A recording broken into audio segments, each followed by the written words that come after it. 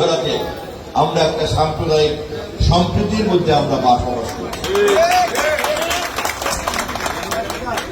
আগামী বছর যখন এই দুর্গাপূজায় আমরা মিলিত হব, তখন কিন্তু দেশে একটা নির্বাচিত সরকার থাকবে। কেননা আগামী ফেব্রুয়ারিতে জাতীয় সংসদ নির্বাচন হবে। আমরা যদি ধরে নেই কোনো কারণে আমরা এমন একটা সরকার পেলাম যাদের দুর্গা প্রতিমার সামনে হিন্দু মুসলমানের এই সম্প্রীতি তাদের ভালো লাগে না, কোনো ভুলের কারণে যদি এরকম একটা পরিস্থিতি তৈরি হয়, আগামী পূজাটা কিন্তু তখন আর এরকম আনন্দ ঘন হবে না। যেহেতু জাতীয় নির্বাচন সামনে, সেই জন্য আমাদেরকে এমন ভাবে ভোট এবং রাজনীতিকে ঠিক করতে হবে যাতে আমরা এরকম সাম্প্রদায়িক সম্প্রীতির মধ্য দিয়ে আমাদের ধর্ম চর্চা করতে পারি। ধর্ম বিশ্বাস আমাদের প্রত্যেকের ব্যক্তিগত গোপনীয়তা। আমরা যে যার মতো করে সর্বশক্তিমানকে পাওয়ার চেষ্টা করি, করব, কিন্তু তাই বলে এক সমাজে বাস করা যাবে না, এক দেশের নাগরিক হওয়া যাবে না, এক সংবিধানের অধিকার ভোগ করা যাবে না, তা হতে পারে না।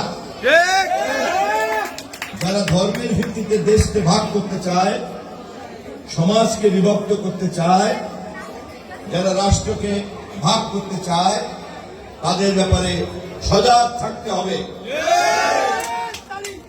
আমাদের নেতা তারেক রহমান স্পষ্ট জানিয়ে দিয়েছেন, ধর্ম যার যার, রাষ্ট্র সবার। আগামী নির্বাচনে আওয়ামী লীগ থাকবে কিনা আমি জানি না, সরকার জানে। কারণ আওয়ামী লীগের প্রায় সকল এমপি মন্ত্রীরাই এমন এমন অপরাধী, এমন এমন খুন গুম দুর্নীতির দায়িত্ব নিয়ে আছে, তারা রাজনীতির ময়দানে আসতে পারবে কিনা জানি না। যদি আসে, জনগণ ক্ষমা করে, যদি তাদেরকে সেই পরিবেশ তারা তৈরি করতে পারে, তাদের ব্যাপার। কিন্তু তাদের এই অনুপস্থিতির কারণে জাতীয় রাজনীতিতে তারেক রহমানের নির্দেশে এই যে একটা অসাম্প্রদায়িক রাষ্ট্র আমরা তৈরি করার জন্য চেষ্টা করছি, সেটাতে বাধা দেবে কারা কারা, আমাদেরকে এখন থেকেই চিন্তা করতে হবে। সেই পথে প্রতিবন্ধকতা হতে পারে কোথায় কোথায়। এই পূজার পরিবেশকে পছন্দ করে না এমন রাজনীতি কারা করে। আমাদের প্রথম এবং প্রধান কাজ হবে, দল রাজনীতি আদর্শ সব পরে, আগে সমাজের এই পরিবেশকে আমাদেরকে অবশ্যই ধরে রাখতে হবে এবং লাগাতার ভাবে ধরে রাখতে হবে।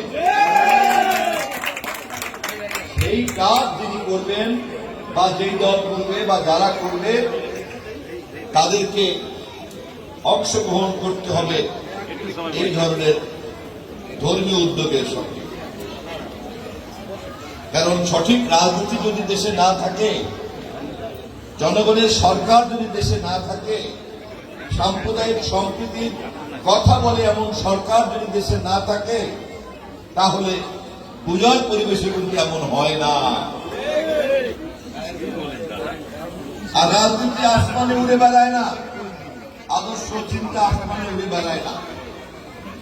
আদর্শ চিন্তা, রাজনৈতিক চিন্তা, দেশপ্রেমটা রাজনৈতিক নেতাকে ধারণ করতে হয়। ফলে আগামী দিনে এখানে যিনি জনপ্রতিনিধি হবেন, আগামী ফেব্রুয়ারির নির্বাচনে আপনাদের এমন প্রতিনিধির মধ্যে নির্বাচন করতে হবে যিনি চিন্তায় চেতনায় এই ধরনের ধর্মীয় এবং সামাজিক পরিবেশকে লালন করেন, ধারণ করেন। আমি বিগত দিনে এখানে দুইবার এমপি ছিলাম। আমি আশা করি আগামী ফেব্রুয়ারিতে আবারও আপনাদের কাছে জাতীয় সংসদ নির্বাচনের প্রার্থী হিসাবে ভোট চাইতে আসব। আমি আপনাদের কাছে অনুরোধ করে গেলাম, আগামী জাতীয় নির্বাচনে এই আগৈলঝাড়াতে প্রমাণ করতে হবে একটা অসাম্প্রদায়িক অঞ্চল আগৈলঝাড়া এবং গৌরনদীর এই আসন, এবং তা যদি আপনারা প্রমাণ করতে চান, আমার চাইতে ভালো যে পারবে তাকে দিবেন এই দায়িত্ব নিতে। তা যদি না হয় তাহলে আমি গর্বের সঙ্গে বলতে পারি, আমি অতীতের ন্যায় আমার আমৃত্যু আমি অসাম্প্রদায়িক রাজনীতির জন্য আমার জীবনকে বাজি রাখতে পারি।